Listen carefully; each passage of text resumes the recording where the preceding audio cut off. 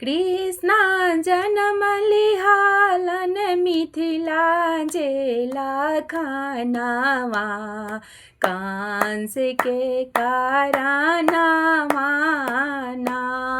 कृष्णा जन्म लिहालन मिथिला जेला खानावा कंस के कारनामा ना।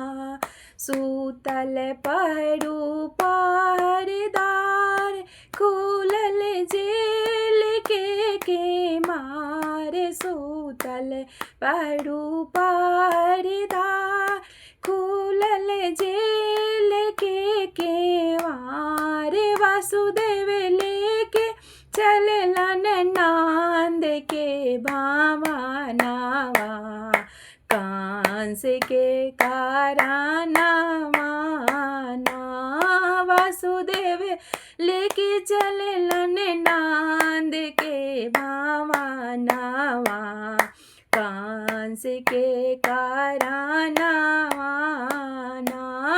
कृष्णा जन्म लिहालन मिथिला जेला खानावा कंस के कारनामा ना।